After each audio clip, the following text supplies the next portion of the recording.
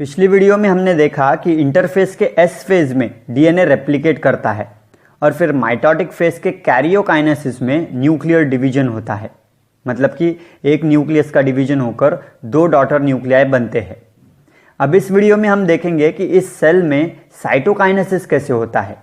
मतलब कि साइटोप्लाज्म का डिवीजन होकर एक सेल से दो डॉटर सेल्स जिनमें एक एक न्यूक्लियस है और उन न्यूक्लियाई में उतने ही क्रोमोसोम्स है जितने कि पैरेंट सेल्स में थे, ये कैसे बनते हैं। टेलोफेज के अंत में हमने देखा कि न्यूक्लियस का डिवीजन होने की वजह से एक सेल में दो न्यूक्लियस बन गए हैं और उसी दौरान सेल ऑर्गेनेल्स भी डिस्ट्रीब्यूट हो जाते हैं and they move towards the pole of the cell. अब साइटोकाइनेसिस के दौरान साइटोप्लाज्म का डिवीजन होता है by the process called as cleavage. अब क्लीवेज कब और कहां होना है यह डिटरमिन करने में स्पिंडल्स इंपॉर्टेंट रोल प्ले करते हैं। एक्चुअल में साइटोकाइनेसिस की प्रोसेस जब एनाफेज चल रही होती है तब से ही शुरू हो जाती है and it continues through the telophase. पहले हम देखेंगे कि एनिमल सेल्स में साइटोकाइनेसिस कैसे होता है। एनिमल सेल्स में first sign of cleavage is puckering and furrowing of the plasma membrane during anaphase. ये क्लीवेज फरो वहां बनती है जिस प्लेन में मेटाफेजिक प्लेट थी। ये फरो बनने की वजह वही माइक्रोफिलामेंट्स के बंडल्स है जो प्लाज्मा मेम्ब्रेन के साइटोप्लाज्मिक फेस पर अटैच्ड होते हैं और हमें यह तो मालूम ही है कि इनमें एक्टिन और मायोसिन प्रोटीन होते हैं। क्लीवेज फरो बनने के बाद ये एक्टिन फिलामेंट की रिंग कॉन्ट्रैक्ट होते जाती है। ये कॉन्स्ट्रिक्शन और ज़्यादा डीप होते जाता है, मतलब ये और अंदर की तरफ आते जाता है और आखिर में साइटोप्लाज्म दो हिस्सों में डिवाइड हो जाता है। आखिर में जब क्लीवेज पूरा हो जाता है तो contractile ring is dispensed and the plasma membrane of the cleavage furrow narrows to form the mid body.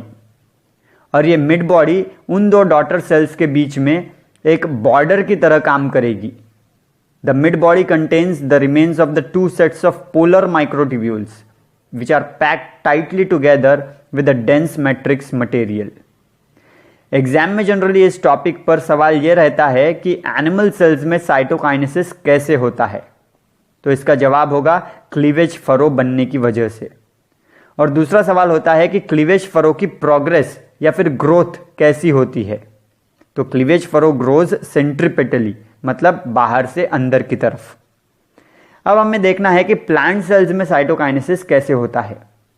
पिछली वीडियो में अगर आपको याद हो तो टेलोफेज स्टेज में मैंने कहा था कि प्लांट सेल्स में spindle fibers remain intact at the equator to form phragmoplast. Phragmoplast comprises a double ring of short microtubules और इनके साथ ही दूसरे सेट्स ऑफ माइक्रोफिलामेंट्स को अलाइंड होते हैं। अब ये फ्रैग्मोप्लास्ट या फिर ये शॉर्ट माइक्रोट्यूब्यूल्स क्या काम करेंगे।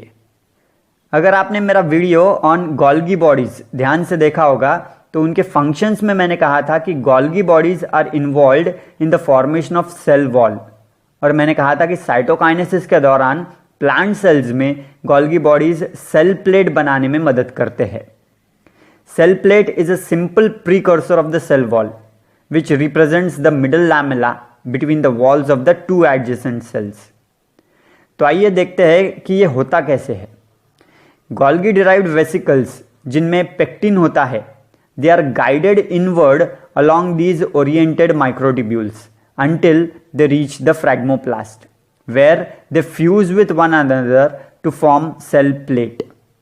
अब इस स्टेज पर cell plate comprises of following three structures.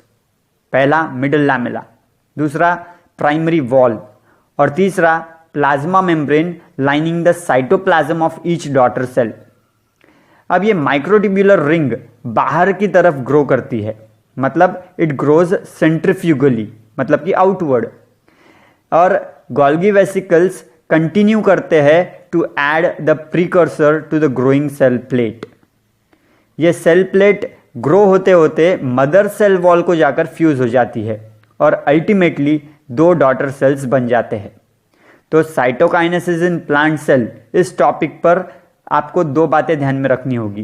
पहली कि यहाँ पे साइटोकाइनेसिस होता है बाय सेल प्लेट फॉर्मेशन, और दूसरी बात सेल प्लेट ग्रोज सेंट्रीफ्यूगली। कभी कभार फ्रैग्मोप्लास्ट पर भी सवाल पूछा जा सकता है।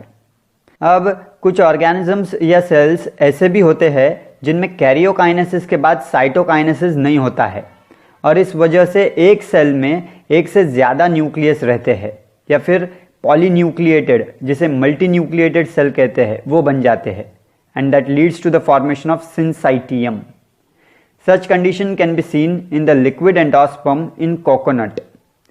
पॉलीन्यूक्लिएटेड सेल्स के और एग्जाम्पल जानने के लिए आप मेरी न्यूक्लियस टॉपिक की वीडियो देखिए, जिसकी लिंक मैंने डिस्क्रिप्शन में दी है। तो अब तक इस वीडियो सीरीज में हमने माइटोटिक सेल साइकिल कंप्लीट कर ली है। अगली वीडियो में हम देखेंगे सिग्निफिकेंस ऑफ माइटोसिस और उसी वीडियो की आखिर में मैं आपको कुछ इंपॉर्टेंट पॉइंट्स नोट डाउन करवाऊंगा रिगार्डिंग माइटोसिस।